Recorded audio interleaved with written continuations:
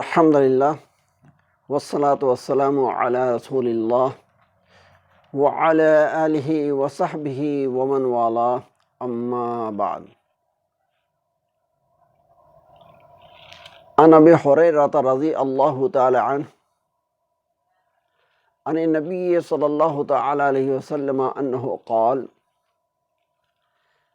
قال اللہ تبارک و تعالی یا ابن آدم تفرغ لعبادتی املو صدرک غنن واشد فقرک وإن لم تفعل ملأت یدک شغلا ولم اسد فقرک. رواہ الترمذی وابن ماجہ والحاکم واحمد رحمہ اللہ تعالی. معزز حضرات، قابل احترام مستورات، السلام علیکم ورحمۃ اللہ وبرکاتہ.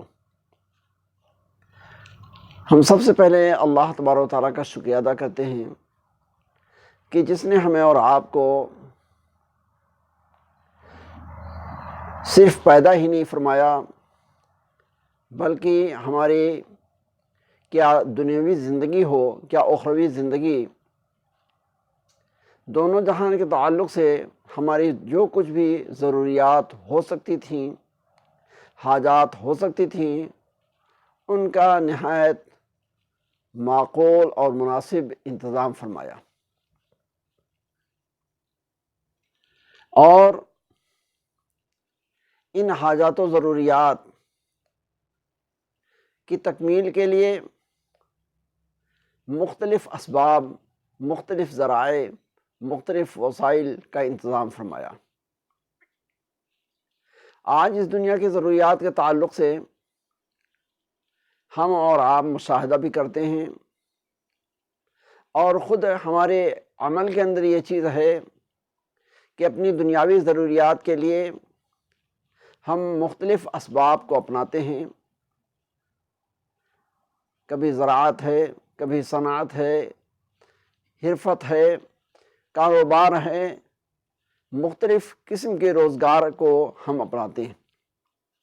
یہ سب ظاہری اسباب ہیں.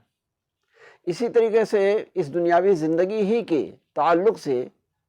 اللہ رب العالمین نے روحانی اور معنوی طور پر ہمارے اور آپ کے لیے مختلف اسباب کا انتظام فرمایا تاکہ ایک طرف ظاہری اسباب سے ہم فائدہ اٹھاتے ہوئے سکون و اطمینان کی زندگی گزاریں، تو دوسری طرف جو دینی اور روحانی اسباب ہیں ان کو بھی استعمال کر کے دنیاوی زندگی کی کامیابی کے ساتھ ساتھ اپنی اخروی زندگی کو کامیاب بنائیں. ہماری دنیاوی زندگی کے تعلق سے ایک اہم ضرورت ہمارے کھانے پینے کے تعلق سے ہے،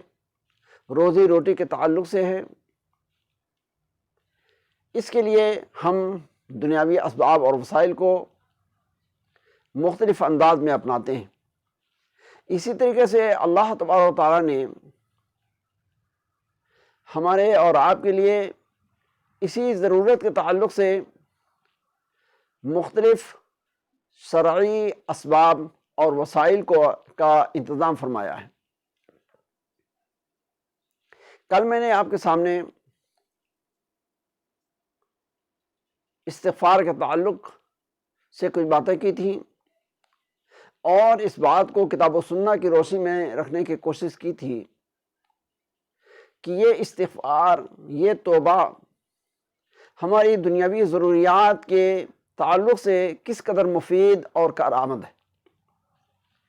آج ایک اور شرعی سبب، ایک شرعی وسیلہ، ایک شرعی ذریعہ میں آپ کے سامنے رکھنا چاہتا ہوں کہ ہماری جو زندگی کی ضروریات ہیں، حاجات ہیں، ان کے تعلق سے اللہ اور اللہ کے نبی صلی اللہ علیہ وسلم نے، ہمیں کس کس طریقے کے شرعی اسباب دیے ہیں۔ چنانچہ بھی آپ کے سامنے ایک حدیث پڑھی گئی ہے جو حدیث مستند اور اتھینٹک ہے۔ اس کو محدثین نے صحیح قرار دیا ہے۔ علامہ البانی رحمہ اللہ نے صحیح سنن ابن ماجہ کے اندر اور صحیح سنن ترمذی کے اندر نقل کیا ہے۔ بہرحال حدیث اتھینٹک ہے۔ یہ حدیث حدیث قدسی کہلاتی ہے، یعنی اللہ کے نبی صلی اللہ علیہ وسلم نے اللہ تبارک و تعالیٰ کی بات، اللہ تبارک و تعالیٰ کا فرمان اپنے الفاظ میں ہمارے اور آپ کے سامنے، ساری دنیا کے سامنے پیش کیا ہے۔ آئیے وہ حدیث کا ہم ترجمہ سنیں اور پھر اسی کی روشنی میں ہم یہ معلوم کرنے کی کوشش کریں کہ جس طریقے سے ظاہری اسباب کو اللہ تبارک و تعالیٰ نے ہماری زندگی کے لیے مہیا فرمایا، اسی طریقے سے یہ شرعی اور دینی اسباب بھی ہمارے جیسے آخرت کے اندر ہماری نجات، ہماری کامیابی کا وسیلہ بنیں گے، اسی طریقے سے یہ ہماری دنیوی زندگی کی ضرورت کے لیے بھی ایک اہم وسیلہ اور ذریعہ ہیں۔ حضرت ابو ہریرہ رضی اللہ تعالیٰ عنہ کہتے ہیں کہ اللہ کے نبی جناب محمد رسول اللہ صلی اللہ علیہ وسلم نے ارشاد فرمایا کہ اللہ تبارک و تعالیٰ فرماتا ہے، اے آدم کے بیٹے، تفرغ لعبادتی، تو میری عبادت کے لیے فارغ ہو جا، املو صدر کا غنن، میں تیرے دل کو بے نیازی سے بھر دوں گا، واسد فقرک، اور تیری جو کچھ بھی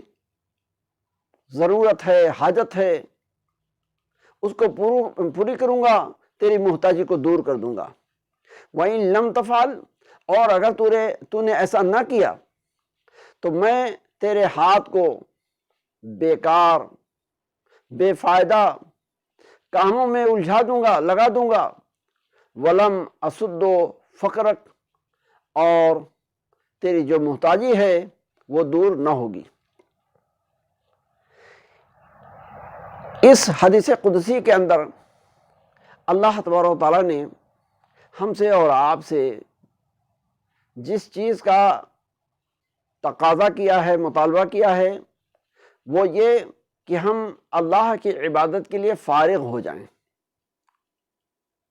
بظاہر تو یہ معلوم ہوتا ہے کہ اللہ کی عبادت کے لیے ہم ہر چیز کو چھوڑ کر کے بس اسی میں لگے رہیں، لیکن محترم حضرات، ہمارے دین نے گوشہ نشینی، رہبانیت کو درست نہیں ٹھہرایا ہے۔ اس کا مطلب یہ نہیں ہے کہ ہم کسی مسجد کے کونے میں یا کسی ایک جگہ پر بیٹھ کر کے بس اللہ کی یاد میں لگے رہیں۔ اپنی ذاتی ضروریات ہے، فیملی کی ضروریات ہے، سماجی ضروریات ہے، اس سے اپنے آپ کو بالکل الگ تھلگ کر لیں، یہ مطلب نہیں ہے۔ صاف اللہ کے نبی جناب محمد رسول اللہ صلی اللہ علیہ وسلم کا ارشاد پاک ہے، لا رہبانیت فی الاسلام، کہ لوگوں یاد رکھو، ہمارے دین کے اندر، ہماری شریعہ کے اندر رہبانیت یعنی عبادت کے لیے گوشہ گیری کی کوئی گنجائش نہیں ہے۔ ہمارے دین کے اندر رہبانیت جائز نہیں ہے۔ اللہ کے نبی صلی اللہ علیہ وسلم نے ہمیں اور آپ کو سماج سے مل جل کر کے، معاشرے کے ساتھ لگے رہ کر کے زندگی گزارنے کی تلقین کیا ہے۔ اس سلسلے میں یہاں تک ہمیں بتایا ہے کہ اگر سوشل اور سماجی زندگی گزارنے میں آدمی کو کچھ تکلیف اٹھانی پڑتی ہے، لوگوں کی طرف سے اس کو کچھ اذیت اور تکلیف پہنچتی ہے، تو یہ بھی اس کے حق میں خیر ہی خیر ہے۔ چنانچہ اللہ کے نبی صلی اللہ علیہ وسلم کا ہمیں فرمان یاد آ رہا ہے کہ اللہ کے رسول صلی اللہ علیہ وسلم فرمایا کہ الرجل الذي يخالط الناس ويصبر على اذاهم خير من الرجل الذي لا يخالط الناس ولا يصبر على اذاهم، کہ وہ اللہ کا بندہ، وہ اللہ کی بندی جو لوگوں سے مل جل کر رہے اور اگر ان کی جانب سے کبھی کوئی تکلیف پہنچے تو اس پر صبر کرے، یہ اس شخص سے اللہ کی نظر میں بہتر ہے جو لوگوں سے الگ تھلگ رہتا ہے اور جس کو لوگوں کی جانب سے پہنچنے والی تکلیف پر صبر کرنے کا موقع نہیں ملتا ہے۔ تو اس حدیث کے اندر اللہ کے نبی صلی اللہ علیہ وسلم نے سوشل لائف، سماجی زندگی اور معاشرتی زندگی کی طرف ہمیں رغبت دلائی ہے کہ ہم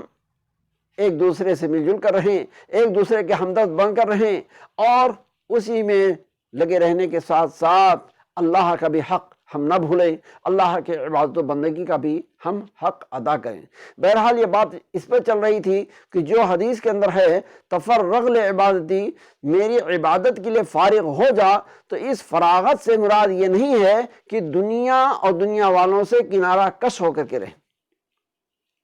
بلکہ اس فراغت کا جو مطلب محدثین نے بیان کیا ہے، علماء دین نے بیان کیا ہے، وہ یہ